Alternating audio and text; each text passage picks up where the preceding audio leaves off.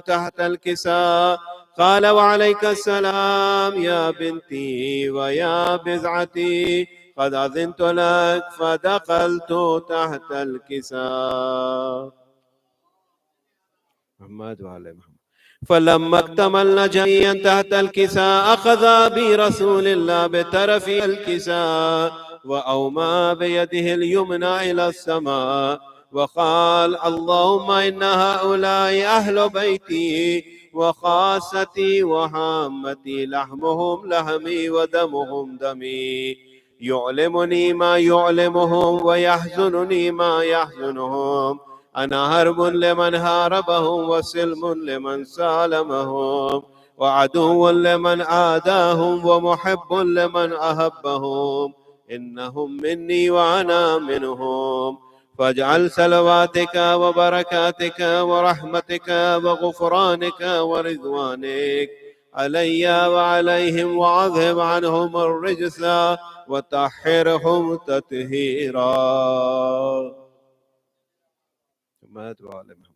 فقال الله عز وجل يا ملائكتي ويا سكان السماوات إني ما خلقت سماء مبنيا ولا أرضا مدهيا ولا قمرا منيرا ولا شمسا مضيعا ولا فلكا يدور ولا بحرا يجري ولا فلكا يسري إلا في محبة هؤلاء الخمسة الذين هم تحت الكساء.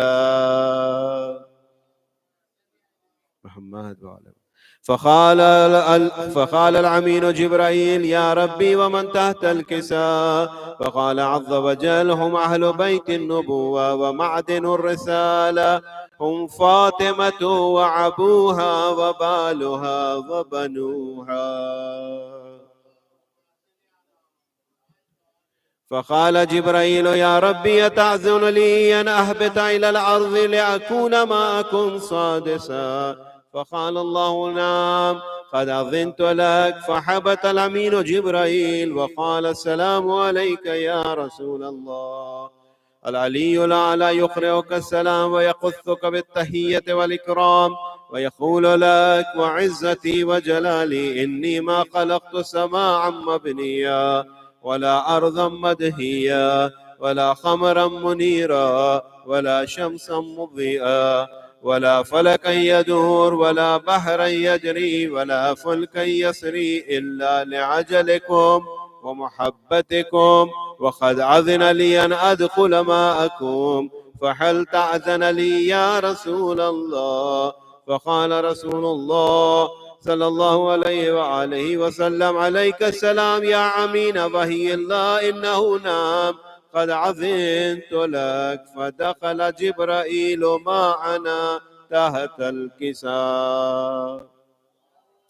صلى على محمد وعلى محمد. فقال لعبي إن الله قد أوحى إليكم يقول إنما يريد الله ليذهب عنكم الرجس أهل البيت ويطهركم تطهيرا. فقال علي لعبي يا رسول الله أخبرني ما لجلوسنا هذا تحت الكساء من الفضل عند الله. فقال النبي صلى الله عليه وآله والذي بعثني بالحق نبيا واصطفاني بالرسالة نجيا ما ذكر خبرنا هذا في محفل من محافل أهل الأرض وفيه جمع من شيعتنا ومحبين إلا ونزلت عليهم الرحمة وحفت بهم الملائكة واستغفرت لهم إلى أن يتفرقوا. فقال علي عليه السلام إذن والله فزنا وفاض شيعتنا ورب الكعبة. فقال عبي رسول الله صلى الله عليه وآله يا علي والذي بعثني بالحق نبيا واصطفاني بالرسالة نجيا ما ذكر خبرنا هذا في محفل من محافل أهل الأرض وفيه جمع من شيعتنا ومحبينا وفيهم محموم إلا وفرج الله عما ولا مغموم إلا وكشف الله غما ولا طالب حاجة إلا وقضى الله حاجته. فقال علي عليه السلام إذن والله فزنا وسعدنا وكذلك شيعتنا فازوا وسعدوا في الدنيا والآخرة ورب الكعبة. اللهم صل على محمد وعلى Tonight is the night of Shab Juman. Let us recite Dua Shifa Marda for all those who have asked us to pray on their behalf. Bismillahir Rahmanir Rahim. Amma yujibul mustarri' dha da'ah wa yakshifu su'. Amma yujibul mustarri' ويكشف السوء عما يجيب المسترع إذا دعاه ويكشف السوء عما يجيب المسترع إذا دعاه ويكشف السوء عما يجيب المسترع إذا دعاه ويكشف السوء. صلوات على محمد وآل محمد. Please recite a Surah Fatiha for all of our marhumin, especially for the marhumin of the sponsors of tonight's program. Bismillah ar-Rahman ar-Rahim. Rahman ar-Rahim. Bismillah ar-Rahman ar-Rahim. Allahumma salli.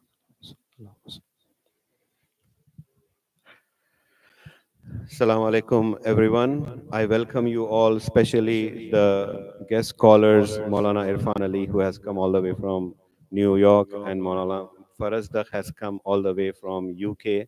I welcome both of them and truly appreciate your accepting the invitation, and hope Allah subhanahu wa ta'ala would enable us and provide us with tawfiq such that we can learn from the spirit of Islam, especially the spirit of Ashura and the resistance of Imam Hussein alayhi salam, so that we can become better believers and followers of Ahlul Bayt with a loud salawat.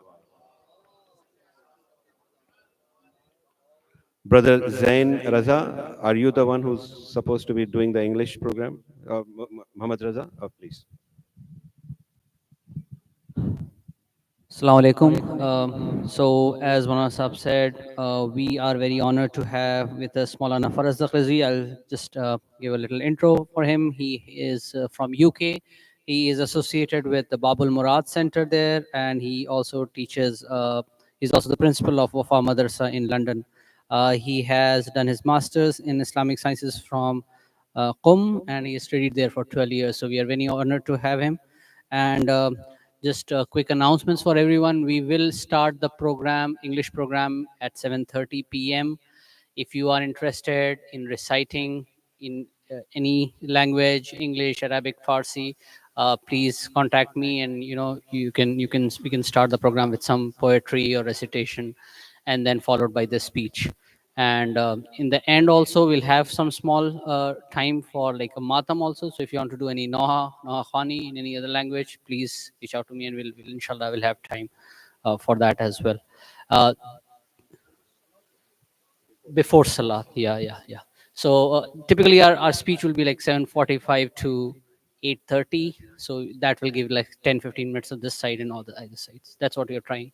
And just quick announcements that after the Maghrib and Salat, we will continue the program. As you know, like prior years, downstairs the program will continue in Farsi, in Arabic, and upstairs it will be conducted in Urdu. So you can, you can take the benefit of those programs. If anyone wants to leave after the English program, we will have takeout tabarruk. Please don't forget to take it before you leave.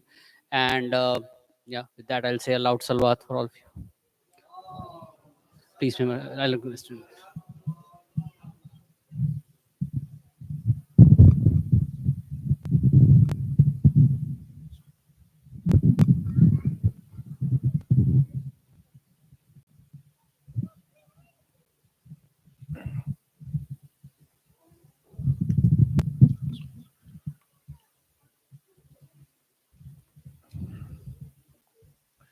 Fatiha.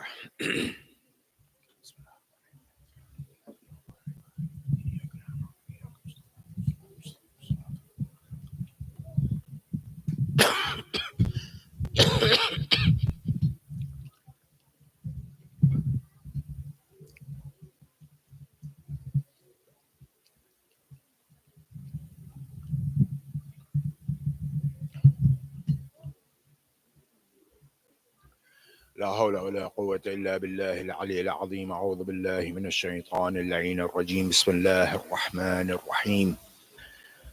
الحمد لله رب العالمين والعاقبة للمتقين الجنة للموحدين والنار للملحدين، والصلاة والسلام على سيد الأنبياء والمرسلين حبيبنا الممجد أبي القاسم المصطفى محمد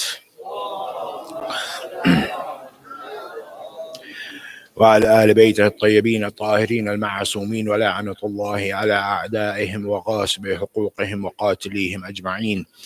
أما بعد، فقد قال الله تبارك وتعالى في قرآنه المجيد والفرقانه الحميد وقوله الحق: بسم الله الرحمن الرحيم، بقية الله خير لكم إن كنتم مؤمنين. صلوات.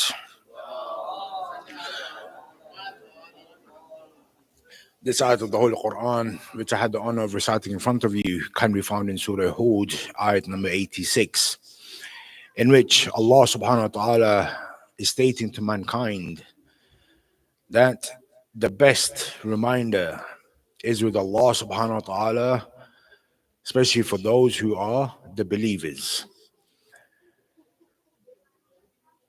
From this ayat of the Holy Quran, we understand that Allah subhanahu wa ta'ala has constantly left mankind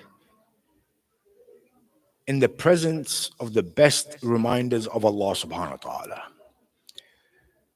These days, we are mourning and remembering one of those remembrances of Allah subhanahu wa ta'ala being our third Imam, Imam Hussein alayhi salam.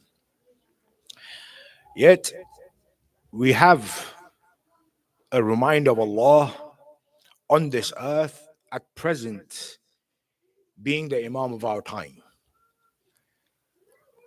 We have to understand, in today's situation, first, we must understand what is our relationship with the Imam of our time. And second, what do we learn from Karbala and Abu Abdullah al-Hussein alayhi salam that will make our bond stronger with the Imam? Especially when we study the Imam and the du'as of the Imam of our time in regards to his grandfather Abu Abdullah al-Hussein alayhi salam.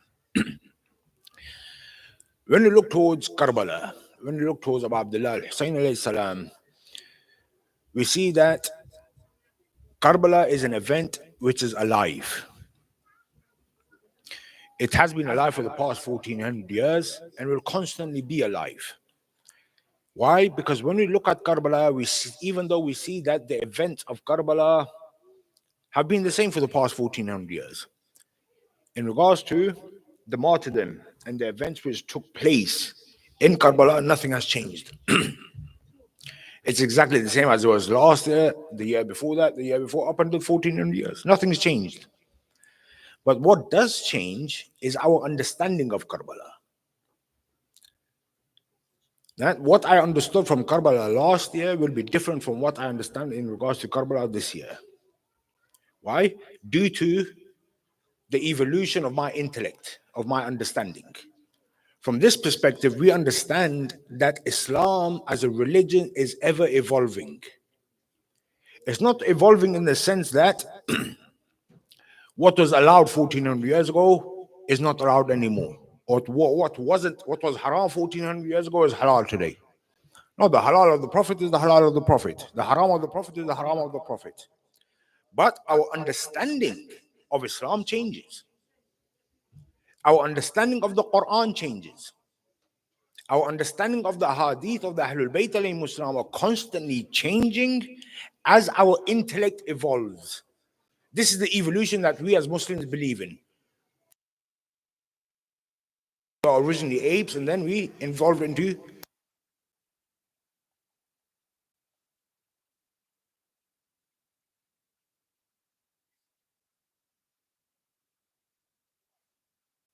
which was 40 years ago, 50 years ago.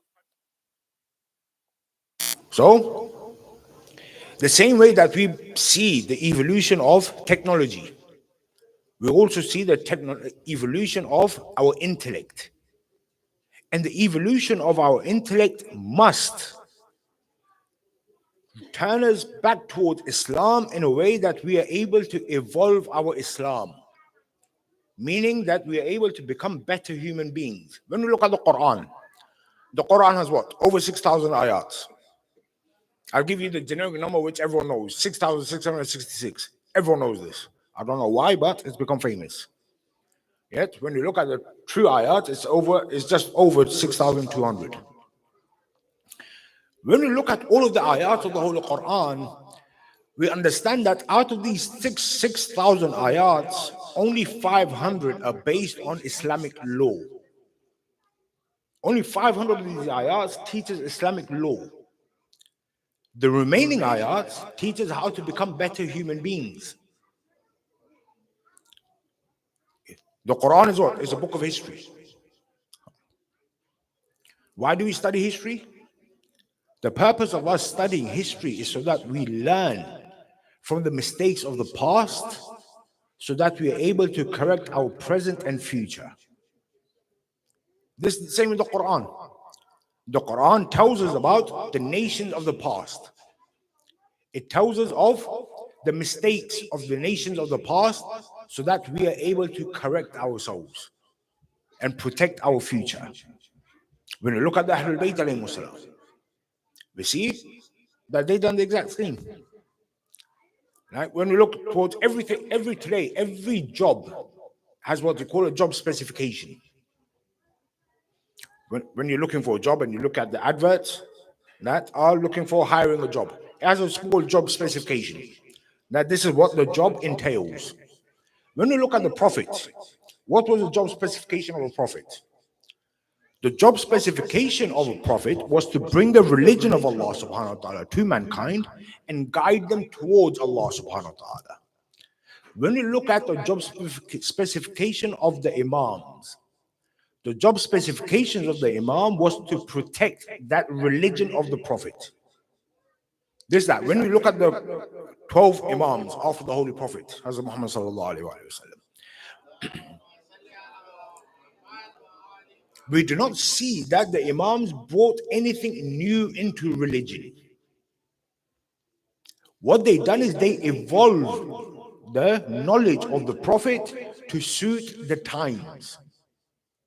And all we say is that the hadith of the Holy Prophet in regards to Amir al-Mu'mineen Ali ibn Abi Talib alayhi salam, Ana Madinatul Ilm wa Aliyun Babuha. It's a hadith which still makes sense today. On the basis that when I look towards Amir al-Mu'mineen 1400 years on, I see him still to be the complete man. In every aspect, from every dimension. When I look towards Amir al-Mu'mineen. And we can say this with every single one of the Ahlul Bayt alayhimu salam. Now, whichever dimension we look towards the Ahlul Bayt alayhimu salam, we see them to be the perfect creation of Allah subhanahu wa ta'ala. And our responsibility is what?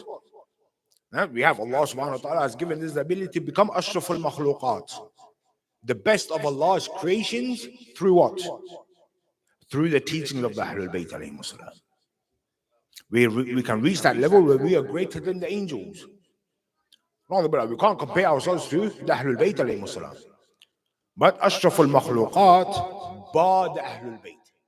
We can become greater than the angels of Allah subhanahu wa ta'ala. But for that, we need to become hur. We need to become hur in today's day and age. How do we become hur? Abdullah Bahjat, he famously says that every single one of us has a hur within us. Why does he say that? Because hur had the choice in front of him. He had both options. He was given the promises of this earth, of this world, from Umar Asad, from Yazid, from Ibn Ziyad. He was given everything. He was given riches, he was given land, he was given everything. On the other hand, on the path of Abu Abdullah al-Hussein, he was given nothing but death. But in return for that death, he was given an eternal life.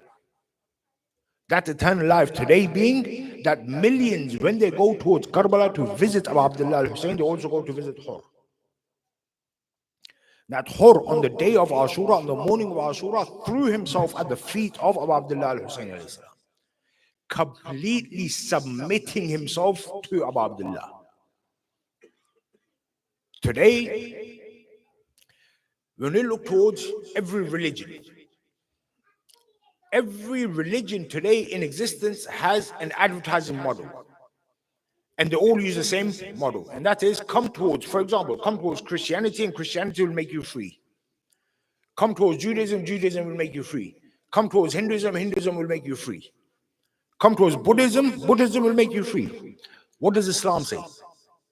Islam says, come towards Islam and become the slave of Islam. Come to Islam, become the servant of Islam, and only then will you become free.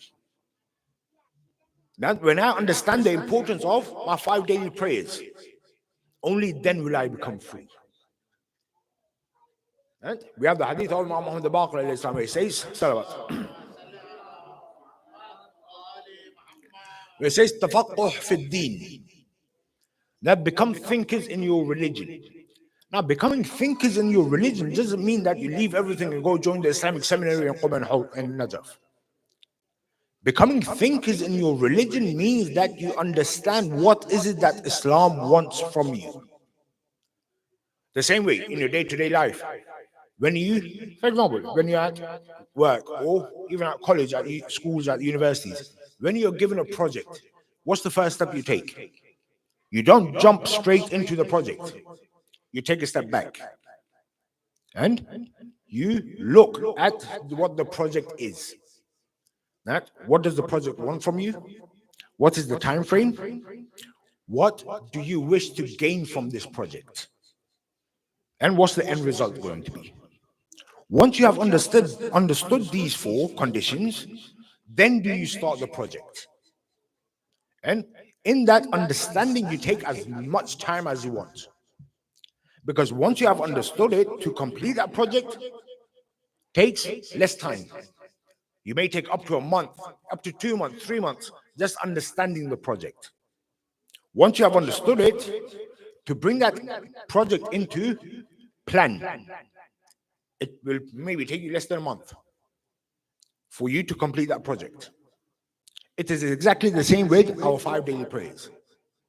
It's exactly the same with every act of worship of ours in regards to Allah subhanahu wa ta'ala. That we must first take a step back and understand, why is it that Allah wants me to recite namaz? Why is it that Allah wants me to fast in the holy month of Ramadan? What is the purpose of it? Only then will I reap in the benefits of these rewards, of these acts. And I will say this, especially for the younger children. How long does it take us to complete namaz? In Islam, as it is in day-to-day life, it's quality over quantity. Now, how long does it take us to complete a prayer? For our youngsters, they'll probably say 5 minutes. For me to complete a 4 rakat namaz. But then if I was to ask you that same question, that 4 or 5 minutes that takes you to complete 4 rakat namaz, how long does it take you to complete that in front of your parents? Majority will turn around and say that 5 minutes that took me to recite it alone in front of my parents became 8 minutes. Why? Because my father is there. Because I know my mother is there. Because I know if I complete at my regular speed, as soon as I finish namaz, I'm going to get slapped. Now, what kind of namaz was this? The minute I slow down any one, or I bring any change in my ibadat due to the presence of somebody else, then know that I have committed shirk. The minute I pray that, I slow down my namaz because someone has walked in. I'm no longer praying solely and purely for the sake of Allah subhanahu wa ta'ala. I'm also praying for my parents who have walked in. Therefore, understand that as long as I am at ease with the worship that I have completed, then it doesn't matter what anyone else thinks. Whether I recite fast, whether I recite slow.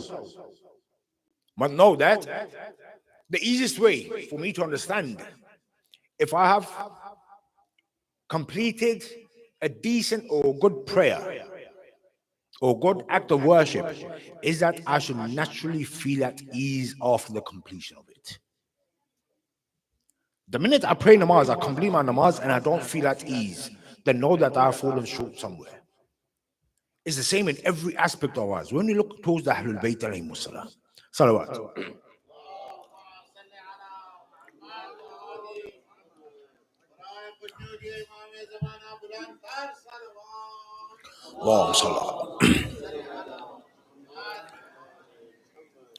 When we look towards the Ahlul Bayt alayhimus salam, we see that they taught us how to become better human beings through the worship of Allah subhanahu wa ta'ala. Abu Abdullah al-Hussein, on the night of Ashura, spent the whole night in the worship of Allah subhanahu wa ta'ala. When we look towards Amir al-Mu'mineen and his bravery in the battlefields, it's because of his connection and relationship with Allah subhanahu wa ta'ala. We need to be in a position where I'm able to strengthen my position with Allah, my connection to Allah subhanahu wa ta'ala, but through the Ahlul Bayt alayhi salam. If I try to get closer to Allah subhanahu wa ta'ala without any guide, then know that at one point or another I will fall short. For me to reach Allah subhanahu wa ta'ala, I must go through the Ahlul Bayt alayhi salam, because they are the closest beings to Allah subhanahu wa ta'ala. This is why in Jarat we recite Assalamu alayka ya al Allah. That my salutations upon the family of Allah subhanahu wa ta'ala. This is a metaphorical family, on the basis that they are the closest beings to Allah subhanahu wa ta'ala. Not that they're the actual physical family of Allah subhanahu wa ta'ala. No, they're the closest being to Allah subhanahu wa ta'ala. And the closest relationship that exists in mankind is that of family. There's no other closer relationship than that of family.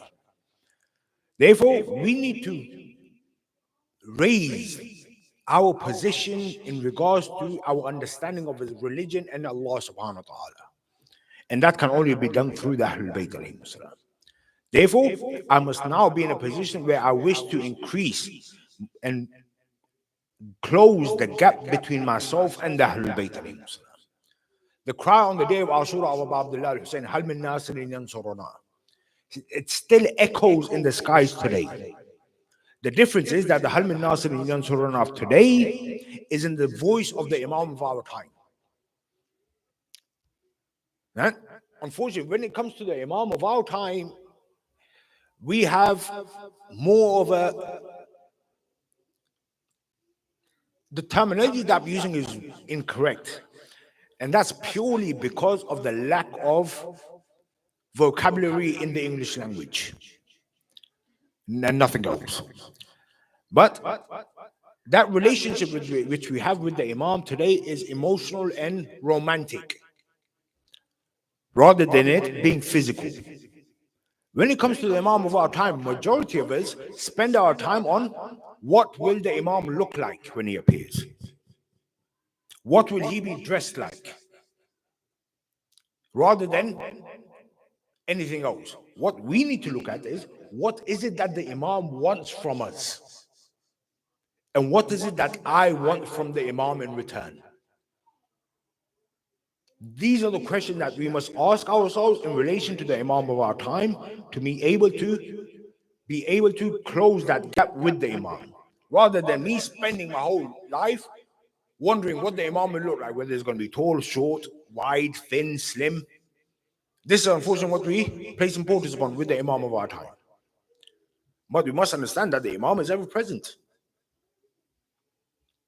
That we have a far greater responsibility to the Imam of our time. And it's simple as that when the Imam reappears, what position do I wish to see myself in? Do I wish to be in a position where that when the Imam reappears, the Imam is ashamed of me? Or do I wish to be in a position that when the Imam sees me, he has a smile upon his lip and he welcomes me? These are the two positions in which we will meet with the Imam. Either he is unhappy with this or he is pleased with this. Which category do I wish to be in? For me to be in the category where the Imam is pleased with me, I must be willing to sacrifice everything for the sake of Islam. I must truly become the servant of Islam. And I'll always give this example. When you look at aluminium rod, An aluminium rod or aluminium is made out of different materials. Once it is forged in fire, does it become an aluminium rod? And you're no longer able to differentiate the different parts of the aluminium rod. When you look at it, you should say that this is an aluminium rod. You don't say that this part of it is iron ore, this part is iron core, this part is carbon dioxide, for example. You will say this is aluminium, nothing else. On the other hand, you have a glass of water and you pour oil into it. You see that the oil and the water will never mix. The oil will always be on the top level layer. It will not mix with the water. This is the same with us and Islam and the Imam of our time. Today, we are like that water with oil in it. That people can dissect my life and say that this percentage of Farazdaq's life is Islamic, is to do with Ahlul Bayt alayhi salam. This percentage of Farazdaq's life is un-Islamic. We need to be like that aluminium rod. That when someone looks at me, they see nothing but the teachings of the Ahlul Bayt alayhi salam. That when someone looks at me, they see nothing but Islam. This is why Islam is alive today. Why? Because mankind is constantly looking to better himself. We're constantly looking to better ourselves in every aspect of life. At work, we're constantly looking for ways to get promotions. At college, at university, we're constantly looking to get better grades. And our whole life is spent trying to get those grades or try to get those promotions. My question to everyone is, why don't we do the same when it comes to matters of religion? Why are we not constantly looking to better ourselves? Yeah, you recite the Dua Kumail today. In Dua Kumail, you have the saying, Zalamtu nafsi. Zalamtu nafsi means what? Zalamtu nafsi means that I have oppressed my soul. Now, if I was to ask anyone here and say that, have you ever oppressed yourself? The first answer is no. I'm not stupid enough to oppress myself. But then, the fact that Amir al-Mu'mineen has mentioned it, then it is a guarantee that we have oppressed ourselves. The question is, where have we oppressed ourselves? For that, we need to look within ourselves. And this is, when we look towards progression in Islam, it's mostly spoken about spiritual progression. But before I take any form of spiritual progression, I must first regress. First, take a step back. First, open myself up. Hold myself accountable. And see, where am I falling short? Where can I bring the changes? Salawat.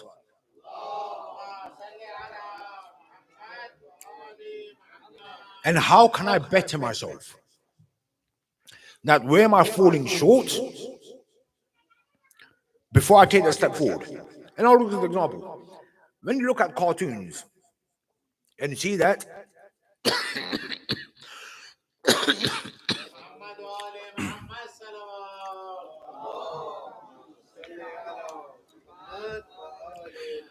this scene that I'm mentioning is a scene from Tom and Jerry.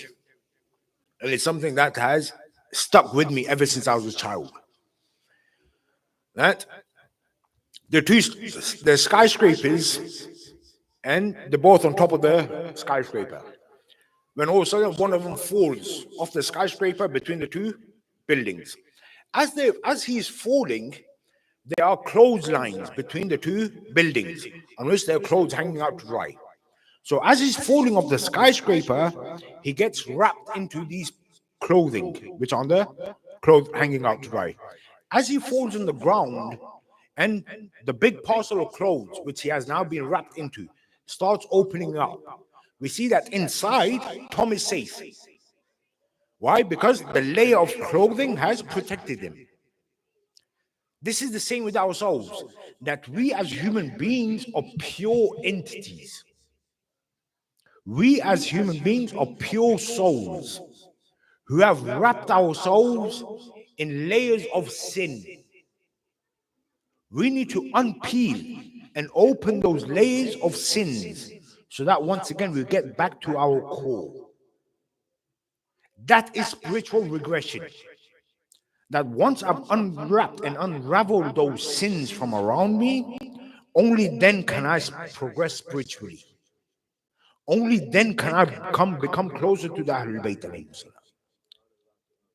Without that, there's no point in me saying that I am a lover of Abdullah al-Hussein alayhi salam, yet I go out and constantly commit sin. Being a lover of Abu Abdullah al-Hussein and the Ahlul Bayt alayhim salam means that I'm willing to bring a change within me and not allowing Karbala to become a tradition or a culture, which unfortunately in some societies it is becoming. That, I'll give my own example of my house. I have 3 older sisters and I have 4 sister-in-laws. After the day of Eid al-Qadir, or no, Eid al-Adha, they all came home and they were on social media, on Google or whatnot, and they were shopping. I go, what are you shopping for? And I asked, Muharram is coming, we're shopping for Muharram. I go, what do you mean you're shopping for Muharram? They go, we need to buy black clothes and this and that. I go, but you have the same from last year. You bought, or you must have, black clothing from the previous years. What do you think the answer was that I was given? Yes, we do, but they're out of fashion. So, this is what Muharram has become. That people, before Muharram, they're shopping for clothes for Muharram. Why? There's a new fashion in this year for Muharram. Has Muharram really become a fashion show? Or, especially within our Desi societies, in Muharram, the mothers in the Imam Bargas are looking for brides for their sons in the month of Muharram. Or the same on the men's side, where we are losing the spirituality of Muharram. The spirituality of Muharram is where we are realigning ourselves with the Ahlul Bayt alayhim salam. The spirituality of Muharram is where I'm repledging my allegiance to the Imam of my time through Abu Abdullah al-Hussein alayhi salam. Muharram is the first month of the Islamic New Year. In the West, we have the New Year's resolutions. For us, we can keep Muharram as our New Year's resolution. That learn from Karbala and bring those changes and resolutions through into my life. For example, I always get in the month of Ramadan, we start off so many ibadat. In the holy month of Ramadan, we have a tradition that we complete the whole Quran in the month.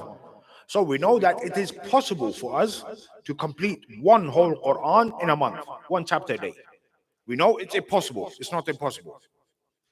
The question arises, after Eid al-Fitr, why don't we continue that? I know it's possible. Why don't I continue it? So that I'm in a position where I can complete one Quran a month. Or I'll give you better advice than that. Don't complete one Quran a month. Don't even complete one chapter a day. Complete one chapter of the Quran a month. But that one chapter of the Quran that you complete a month, complete it with understanding. Read the translation. Read the tafsir. So you understand what is it that the Quran is stating. Why? Because in the words of Amir al-Mu'minin Ali ibn Abi Talib, he states that if you wish to speak to Allah subhanahu wa ta'ala, then recite the namaz. And if you wish that Allah speaks to you, then recite the Quran. Now imagine, when I'm reciting the Quran, Allah subhanahu wa ta'ala is speaking with me. Do I not wish to be in a position where I understand what is it that my Lord is stating to me? Of course I do. Therefore, read the Quran with understanding. And I always say this, I'm a firm believer in this, that when you look towards the Quran, we know that the Quran cannot be understood on its own. And the mercy of Allah subhanahu wa ta'ala is such that for us to understand the Quran, He has sent us 14 tafsirs of the Quran. The first tafsir of the Quran being Hazrat Muhammad sallallahu alayhi wa sallam, the 14th tafsir of the Quran being the Imam of our time. That when you look at certain aspects of the Quran and we're not understanding it, look towards the Ahlul Bayt alayhi salam and you will understand it. And if there are certain aspects of the lives of the Ahlul Bayt that we are not able to understand, then look towards the Quran. Because they both complement one another. We can't say that they both complete one another because they're both complete. The Quran in its entity is complete and the Ahlul Bayt are complete. They both complement one another. Therefore, when we look at one, we must look at the other. For me to understand the Quran, I have no choice but to look at the Ahlul Bayt. For me to understand the Ahlul Bayt, I have no choice but to look at the Quran. And I'll give you one example of this. When you look towards the ayat of the Holy Quran, الَّذِينَ إِذَا أَصَابَتْهُمْ مُصِيبَةٌ قَالُوا إِنَّا لِلَّهِ وَإِنَّا إِلَيْهِ رَاجِعُونَ. We understand that this sentence, إِنَّا لِلَّهِ وَإِنَّا إِلَيْهِ رَاجِعُونَ, is not the word of Allah subhanahu wa ta'ala. Because prior to that it says, الَّذِينَ إِذَا أَصَابَتْهُمْ مُصِيبَةٌ, that when calamity falls upon them, they state. قَالُوا, they say. Therefore, we understand that Inna Lillah is a word of someone else which Allah has quoted in the Quran. When you look in the history of mankind, the first person to utter the sentence Inna Lillah wa Inna Ilayhi Raji'un was none other than Amir al-Mu'mineen in the Battle of Uhud. That in the heat of battle, when he was given the message that his uncle Hazrat Hamza has been martyred, has been killed, Amir al-Mu'mineen did not stop his battle. He continued his battle whilst uttering the sentence Inna Lillahi wa Inna Ilayhi Raji'un. And Allah liked it so much that He made it a part of the Quran. When we look towards the Ahlul Bayt alayhi salam, we see numerous examples that we do not see in Islam, we do not see within the Quran, but Allah liked it so much that Allah made it a part of religion. This is why we state that the Ahlul Bayt are the complete religion of Allah subhanahu wa ta'ala upon this earth. Our responsibility is to understand the Imam. What is it that Islam wants from me? What is it that the Quran wants from me? What is it that Abu Abdullah al-Hussein wants from me? Abu Abdullah, do you really think if he was present here today and he saw the way we are, would he tell us to continue commemorating Muharram? Or say, go and change your religion first and then come and commemorate my martyrdom? That every act that we do must be based upon understanding and knowledge.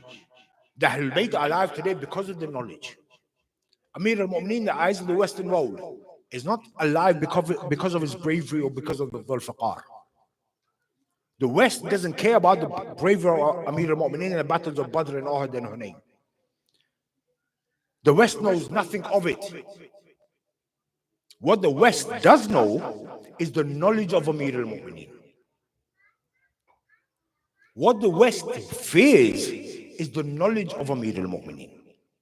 Because through that fear, through that knowledge comes strength, comes valor, comes bravery. The battles of Amir al-Mu'mineen was 1400 years ago. Today they fear the knowledge of Amir al-Mu'mineen. And I will say that we have gained three things in inheritance from the Ahlul Bayt alayhi salam. From Amir al-Mu'mineen, we've gained the knowledge. From Fatima al-Zahra, we've gained oppression. From Abu Abdullah al-Hussein, we've gained martyrdom. Martyrdom and oppression still exists within us. But the one thing that would have overpowered all, we've lost. And that is knowledge. There comes a time where Abu Abdullah al-Hussein, in the night, is summoned towards the court of Walid.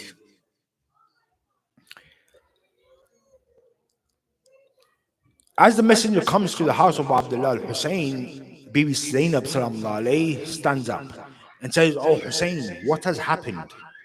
Why is it that you're being summoned to the court of Walid at this time of night?" Abu Abdullah al-Hussein turns towards his sister and says, "Oh Sister Zainab, there are only two things that could have happened. The first is that Muawiyah has died and Yazid has come to power. The second is that they want my allegiance. Abu Abdullah al-Hussein, as he's preparing to go to the court of Yazid, Zainab quickly calls upon her brother Abu al-Fadl Abbas and says, "Oh, Abu al-Fadl Abbas, do not let Hussein go alone." There comes a time where Abu al-Fadl Abbas replies to his sister Zainab. It says, "My mistress Zainab, I have gathered all the youth of the Bani Hashim and we will not allow Hussein, Abu Abdullah al-Hussein, to go to Walid on his own." The caravan leaves the house of Abu Abdullah al-Hussein. As they get closer to the court of Walid, Abu Abdullah al-Hussein turns around and says to Abu al-Fadl Abbas and the youth of the Bani Hashim, that do not enter, allow me to enter alone. But the minute you hear my voice raise, hear my voice rise, then enter with your weapons drawn. There comes a time where we all know about the discussion which took place between Abu Abdullah al-Hussein and Walid. You also know that the voice of Abu Abdullah al-Hussein rose and Abu al-Fadl Abbas entered into the court of Yazid. Yet there comes a time where Abu Abdullah al-Hussein returns home. He gives the orders to start preparing to leave the city of the Holy Prophet. There comes a time when he goes to the house of Bibi Salama and he says, "Oh grandmother, I'm now leaving the city of my grandfather, the Holy Prophet." Salama says, "Oh Hussein, why is it that you're leaving?" Abu Abdullah al-Hussein replies, "Oh grandmother Salama, the time has come that your grandson has to leave Madinatul Nabi, has to leave the city of his grandfather to save the religion of his grandfather." Salma says, "Oh Hussein, I bid you farewell. But oh Hussein, how will I know when you have been killed?" Abu Abdullah al-Hussein replies, "Oh grandmother, do you remember that soil that my grandfather Hussein had given to you?" Salma replies, "Yes." She brings it and Hussein adds another fist of soil into that container and goes, "Oh grandmother Salma, remember that the minute this soil turns to blood, your Hussein has been killed in the sandwich of Karbala." This is not the last. Abu Abdullah al-Hussein seeks farewell from Salma. He then goes to the grave of the Holy Prophet Muhammad sallallahu alaihi wasallam. He sits by the grave of the Holy Prophet. He calls upon the Holy Prophet and says, "Assalamu alayka ya Jidda." "O Prophet, O grandfather, accept my last salams." And then at the same time, Abu Abdullah al-Hussein calls upon his grandfather and says, "Oh grandfather, is there no space for one more in your grave? Can you not take Hussein with you?" The reply comes from, "Oh Hussein, if I could take you with me into the grave, I would have taken you. But know, oh Hussein, that Islam is in need of your life. Oh Hussein, know that it is only through your life, your sacrifice, that Islam and my Islam would be protected." Hussein seeks farewell from the Holy Prophet. He then goes to the grave of his mother Fatima to Zahra. He sits upon the grave of Fatima to Zahra and says, "Oh mother Fatima, your son who comes every night to lit a candle upon your grave is about to leave. Oh mother Fatima, accept my last salams." The history says that Hussein fell asleep at the grave of Fatima to Zahra, when all of a sudden he heard the sound of his mother saying, "Oh Hussein, you have come to seek your last farewell. But oh Hussein, do you think that you are leaving alone? Oh Hussein, know that I will be with you throughout every aspect of your journey." Hussein returns back from the bidding farewell to his grandfather and mother Fatima to Zahra. History says he then goes to the grave of his brother Hassan. He bids farewell to his brother Hassan and comes back. He gives the orders. Yet there's one daughter of Hussein who is severely ill. She is Fatima al-Sughra. History says that Fatima al-Sughra knows that she will not be able to travel. She has already spoken to her father. And she goes to her father, "Oh father, please take me with you." Hussein replies, "My daughter is Fatima. Do you know that why I have named you Fatima? I've named you Fatima because you resemble my mother Fatima to Zahra. And every time I remember my mother Fatima to Zahra, I come to visit you. Yet, oh Fatima, you're not in a position to travel. Do not worry, you will stay safe with your grandmother Salama. And when it is safe, I will either return back to Medina or I will send someone to collect you and bring them to me. Salama returns and bids her farewell to Abdullah al-Hussein. Yet she calls upon her brother Ali Akbar and Abul Fadl Abbas. She knows that her brother Ali Akbar and Abul Fadl Abbas have never said no to her. She knows that whenever she asked for anything, Abul Fadl Abbas and Fatima Zahra would give it to them. She calls upon Fatima, Ali Akbar and Abul Fadl Abbas. She calls upon them. Yet Abul Fadl Abbas and Ali Akbar already know what it is that Fatima Sughra is wishing from them. They go to the bedroom of Fatima Sughra. Fatima Sughra calls upon her uncle Abul Fadl Abbas, calls upon her brother Ali Akbar, and says, "Oh uncle of Abbas, please change my father's mind. Please allow him to take me with you from wherever you wish to go." Abul Fadl Abbas and Ali Akbar sit on each side of the bed. They condole Fatima Zuhra. And they say, "Oh Fatima, do not worry, you're safe and secure. And we promise, as soon as we have found a safe location, we ourselves will come to collect you." History states that Fatima Zuhra replied, "Oh Ali Akbar, I do not know when you will return, nor do I know whether I will be alive or not when you return. But oh Ali Akbar, when you do return to Medina, when you return with your wife to the city of Medina, and you see that your beloved Fatima Sughra no longer exists, do come to my grave. Sit upon my grave with your bride and tell her who I was. إنا لله وإنا إليه راجعون رضا بقضائه وتسليما لأمره بسم الله الرحمن الرحيم اللهم أدخل على أهل القبور السرور اللهم اغن كل فقير اللهم اشف كل جائع اللهم اكس كل عريان اللهم اقض عنا الدين اللهم سد فقرنا بغناك اللهم غير سوء حالنا بحسن حالك اللهم اقض عنا الدين واغننا من الفقر إنك على كل شيء قدير. صلوات. My apologies, I went over time by about 15-20 minutes, and this will not happen, inshallah.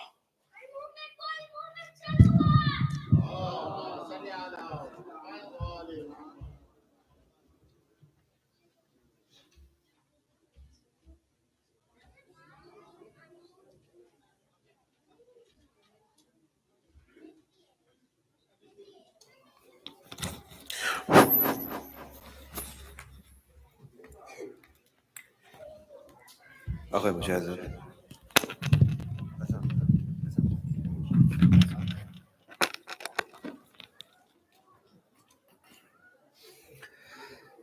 إن الله